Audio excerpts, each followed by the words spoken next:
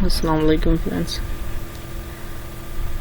आप देख रहे हैं मेरा channel AQ online education. Basically I am a lecturer at the Benazir Bhutto Shaikh university of technology Khairpur Mirs. आज स्टूडेंट हम शुरू कर रहे हैं MCQs की सीरीज़। ये मेरा पहला लेक्चर है और मैं इस पहले लेक्चर को जो है स्टार्ट करूँगा MCQs की सीरीज़ से। तो आज हमारे पास पहला MCQs जो है, जो MCQs अब हम डिस्कस करेंगे वो है what is light year are the unit of light year, या यहाँ पे जो हमारे पास गिवन है light year is the unit of dash, या light year is the unit of dash. ठीक, तो अब देखिए इसमें हमें 4 ऑप्शन दिए गए हैं। टाइम, अब मोस्टली स्टूडेंट क्या करते हैं लाइट ईयर, क्योंकि ईयर एक टाइम का यूनिट है, सेकंड छोटा यूनिट है, उससे बड़ा मिनट है, मिनट के बाद आवर है, आवर के बाद जो है हमारे पास ईयर आता है, या वीक आता है, ऐसे मंथ आता है, मंथ के बाद हमारे पास क्या आते हैं ईयर्स आते हैं। तो मोस्टली स्टूडेंट क्या करते थे, उसको ईयर को टाइम का यूनिट समझ के यहाँ पे इसको टिक कर देते हैं। लेकिन लाइट ईयर मीन्स एक साल में लाइट जो फासला तय करती है, तो वो कोई भी फासला हो सकता है, उसकी वैल्यू एक कांस्टेंट है, यानी कि लाइट इतना टाइम इतने तक जा सकती है, इतना डिस्टेंस ट्रेवल कर सकती है। तो ये डिस्टेंस का यूनिट है, ना कि टाइम का। सही। तो अब दूसरा क्वेश्चन है what is the unit of dash. अब व्हाट जो है वो तो हमें पता है, पावर है। पावर क्या होता है, रेट ऑफ डूइंग वर्क, यानी कि joule upon second is equal to watt, यानी पावर का यूनिट क्या होगा, वाट होगा। अब थर्ड है those physical which are having magnitude direction and follow the laws of vector addition, और ऐसी क्वांटिटीज जो मैग्नीट्यूड रखती हो, डायरेक्शन भी हो और लॉ ऑफ वेक्टर एडिशन को भी फॉलो करें, तो हम उनको क्या कहेंगे। अगर यहाँ पे होता ऐसे लिखा होता those physical quantities which are having magnitude direction and does not follow law of vector addition, तो हम उनको क्या कहते हैं। अब ये जो है इस MCQs का आंसर है वेक्टर, यानी वेक्टर वो क्वांटिटीज हैं जिनके पास मैग्नीट्यूड होता है, डायरेक्शन होता है और वो लॉज ऑफ वेक्टर एडिशन को भी फॉलो करते हैं। जो भी हम लॉज पढ़ते हैं तो उनको वेक्टर कहते हैं। अगर यहाँ पे लिखा होता which does not follow laws of vector addition, उनको हम क्या कहते हैं, those will be called tensor quantities. जैसे हमारे पास प्रेशर हो गया, ठीक है, करंट हो गया। अब ये हैं तो इनकी डायरेक्शन होती है करंट की, ये करंट हमेशा नेगेटिव से पॉजिटिव की तरफ ट्रेवल करता है या पॉजिटिव से नेगेटिव की तरफ ट्रेवल करता है। जिसको हम पॉजिटिव से नेगेटिव जो ट्रेवल करता है उसको कन्वेंशनल करंट कहते हैं। ठीक, जो नेगेटिव से पॉजिटिव की तरफ ट्रेवल करता है हम उसको इलेक्ट्रॉनिक करंट कहते हैं या एक्चुअल करंट कहते हैं। Okay, which of following is vector, इनमें से कौन सा जो है वो वेक्टर है।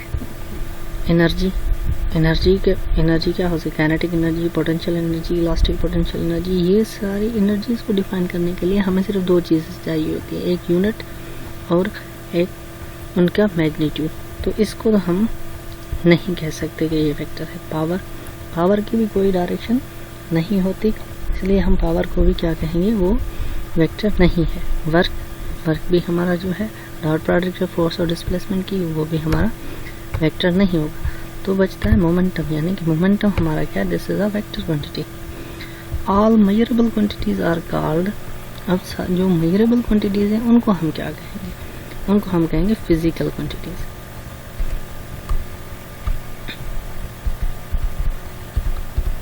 अब in law of parallelogram only dash vectors are added. जो लॉ ऑफ पैरेललोग्राम है जो हम फर्स्ट ईयर में पढ़ते हैं, या मैं उसमें कितनी वेक्टर्स को ऐड किया जा सकता है। अब देखिए उसकी 2 साइड्स होती हैं, एक A होती है, एक B होती है। तो उनमें सिर्फ क्या होता है, 2 को ऐड कर सकते हैं, 3 को, 4 को, या उनमें इन्फिनाइट वेक्टर्स ऐड हो सकते हैं। तो उसमें कितने होंगे, 2 वेक्टर्स ऐड होंगे।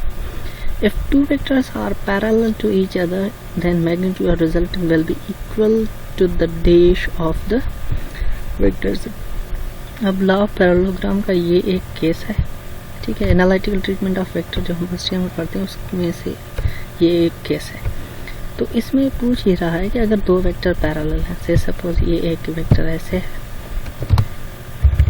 इस डायरेक्शन में है, और दूसरा भी इसी डायरेक्शन में कुछ ऐसे वेक्टर है, ये और ये वेक्टर है इस तरीके से। अब ये दोनों वेक्टर क्या हैं, पैरेलल हैं।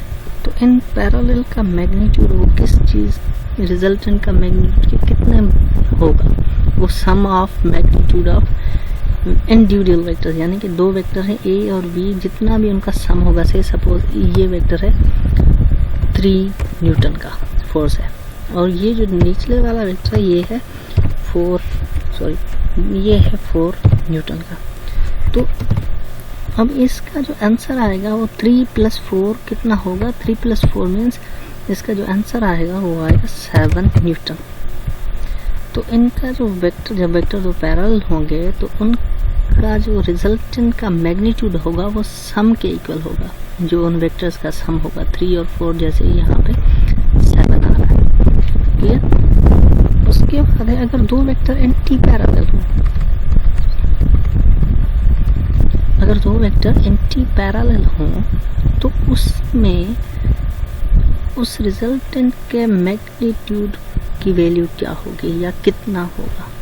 तो हम देखेंगे, ये फार्मूला हमारे पास ड्राइव किया होता है, आपने फर्स्ट ईयर में पढ़ा हुआ होगा। तो यहाँ पे हमारा क्या होगा, सम के इक्वल आएगा, नहीं।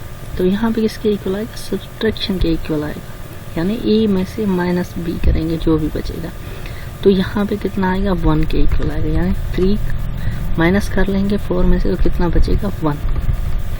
1 beta is equal to 10 to the power 15. Solid angle is subtended at the center of sphere. वो कितनी होती है, ऐसे solid angle is center of sphere is dash, तो वो कितनी होगी, जाहिर सी बात है वो 2 पाई के इक्वल तो नहीं होगी, क्योंकि वो टोटल वो जो एंगल होगी वो कितनी होगी, 4 पाई के इक्वल होगी। Dimensional ratio of work to power, तो वर्क टू पावर का डायमेंशनल रेशो कितना आएगा, जाहिर सी बात है हम अगर पावर का फार्मूला देखें तो पावर का जो फार्मूला होता है वो इक्वल आता है वर्क डन अपॉन टाइम। तो यहाँ से अब हमसे पूछ क्या रहा है, ये वर्क टू पावर रेशो, यानी अब यहाँ पे हम क्या लिख दें, पावर लिख दें, और यहाँ पे क्या लिख दें, तो इसके ये किस चीज़ के बराबर आ जाएगा, ये बराबर आ जाएगा टी के, क्लियर। उसके बाद है the magnitude of cross product and dot product are equal at angle of dash. अब वो कौन सी एंगल है जब प्रोडक्ट, वेक्टर प्रोडक्ट और इसके प्रोडक्ट का मैग्नीट्यूड है जो वो एक जितना आता है, वो एंगल है हमारे पास 45। अगर sin 45 और cos 45 की वैल्यू देखेंगे वो कितनी होगी, 0.70 आएगी या 0.707 आएगी। तो दोनों में अगर एक वेक्टर a 1 है और b भी 1 है तो वहाँ पे एंगल 45 रखेंगे तो उसके प्रोडक्ट कितनी आएगी, 0.707, या जो भी अगर कोई वेक्टर a और b हम उसके साथ मल्टीप्लाई कर देते हैं, कोई भी इनका मैग्नीट्यूड वो रखेंगे तो वो कितना आएगा, जो भी होगा वो इक्वल ही आएगा। अब अगर एक बॉडी रेस्ट में है, अगर कोई बॉडी स्टेडी इक्विलिब्रियम में है तो उस हालत को क्या कहेंगे, वो कौन से स्टेट में होगी, तो हम क्या कहेंगे, वो स्टेडी इक्विलिब्रियम में। अब वो रेस्ट वाली कंडीशन में होगी तो हम क्या कहेंगे, this is in the state of steady equilibrium. बाकी मूविंग विद यूनिफॉर्म वेलोसिटी ये अगर होता तो यहाँ पे हम क्या कहते हैं, this is a dynamic equilibrium. Moving with variable velocity तो ये तो केस ही नहीं बनता, और ऑल ऑफ दिस तो वैसे भी नहीं बनता, क्योंकि ये डायनामिक इक्विलिब्रियम है, ये स्टैटिक इक्विलिब्रियम है, ये इक्विलिब्रियम का टाइप नहीं हो सकता। अब क्या पूछा, typical speed of light, radio waves, x-rays and microwaves and vacuum. Vacuum में इन सब चीज़ों की स्पीड कितनी होगी, क्योंकि ये सब क्या है, इलेक्ट्रोमैग्नेटिक वेव हैं, या हम जो इलेक्ट्रोमैग्नेट जो लाइट स्पेक्ट्रम पढ़ते हैं तो वो सारी क्या है, इलेक्ट्रोमैग्नेटिक स्पेक्ट्रम की जो है एग्जाम्स हैं, तो यहाँ पे उनकी वैल्यू एक ही होगी। Throwing a package onto the shore from the boat that was previously at rest caused the boat to move to और फ्रॉम द डिश टू और फ्रॉम द शोर। अब एक बंदा है किसी, ठीक है, बोट में बैठा हुआ है, तो उस बोट में से कोई चीज़ वो बाहर की तरफ फेंक रहा है, ठीक, कोई पैकेट है, तो उस वक्त क्या होगा? बोट कहाँ, पहले रेस्ट में, अब कहाँ जाएगी?